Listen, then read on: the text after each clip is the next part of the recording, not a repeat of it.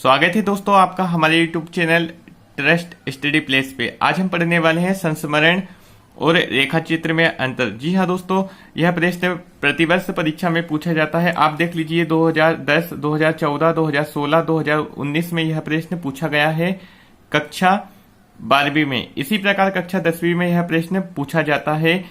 यदि आप हिंदी सामान्य पढ़ते हैं, हिंदी विशिष्ट पढ़ते हैं, दोनों विषयों में इस प्रश्न को पूछा जाता है। संस्मरण और रेखा चित्र में 3 अंतर स्पष्ट कीजिए या अंतर लिखिए। तो दोस्तों इससे पहले आप समझ लीजिए इनकी परिभाषा ये होते क्या है। मेरा उद्देश्य दोस्तों आपको इसे रटवाना नहीं है, लेकिन किसी बात को सुन के यदि आप मेरा वीडियो देखेंगे, इसे सुनेंगे, तो हो सकता है कि आपको यह अंतर याद हो जाए। जैसे हमें कोई व्यक्ति कोई बात को बोलता है तो हमें वह बातें उसकी याद हो जाती है। तो आप मेरी बातों को सुनकर यदि आप इसे सीखते हैं तो मेरी मेहनत और आपकी मेहनत सफल होती है। हम सबसे पहले देखते हैं रेखा चित्र।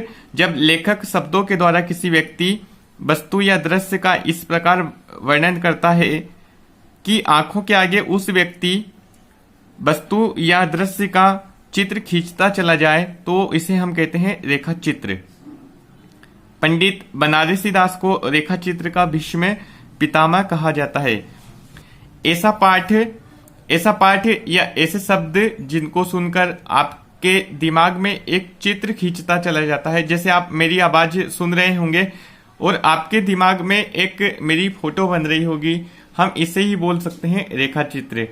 तो महादेवी वर्मा के कुछ रेखा चित्र है, आपको मैं बता देता हूं। अतीत के चलचित्र और स्मृति की रेखाएं। प्रकाश चंद्र गुप्त ने कुछ रेखा चित्र लिखे हैं, उसका नाम है रेखा चित्र और पुरानी स्मृतियां। आगे हम समझते हैं संस्मरण। संस्मरण का हिंदी अर्थ होता है स्मृति या यादें। जो भी हमारी मेमोरी होती है, कोई घटना जो पुरानी घटित हुई होती है, उसे हम कहते हैं संस्मरण। किसी स्मरणीय व्यक्ति या घटना की यादों को व्यक्त किया जाता है। लेखक का स्मरणीय व्यक्ति के साथ व्यक्तिगत संबंध होना आवश्यक है।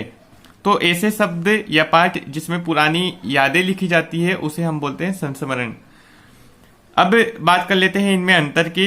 तो संस्मरण दोस्तों अभिधामूलक होता है, मतलब कि बहुत ही ज्यादा गंभीर होता है, और रेखा चित्र सांकेतिक तथा व्यंजक होता है। इसमें सिर्फ संकेत होता है, लेकिन ये थोड़ा सा संस्मरण गंभीर होता है। संस्मरण का संबंध महापुरुष से होता है। किसी बड़े व्यक्ति के बारे में ही उसकी यादों को लिखा जाता है। रेखा चित्र में सामान्य व्यक्ति भी संभव हो, यहाँ पर सामान्य व्यक्ति की बात भी की जा सकती है। संस्मरण व्यक्तिगत जीवन पर आधारित होता है और रेखा चित्र विचार, भावना और कल्पना पर आधारित हो सकता है। मतलब कि संस्मरण जो होता है किसी व्यक्ति के व्यक्तिगत संबंध पर होता है, लेकिन यहाँ पर आप किसी के विचार, किसी की भावना को भी स्पष्ट कर सकते हैं। अंतिम अंतर है दोस्तों, संस्मरण में तटस्थ दृष्टि होना चाहिए और रेखा चित्र काल्पनिक हो सकता है।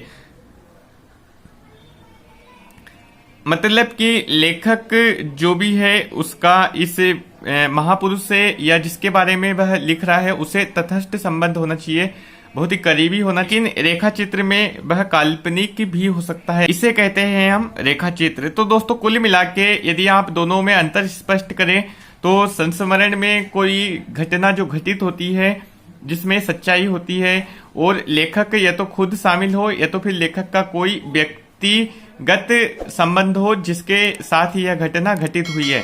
लेकिन रेखा चित्र में ऐसा नहीं है। रेखा चित्र में काल्पनिक किसी की विचार, किसी की भावनाओं को भी पिरोया जा सकता है।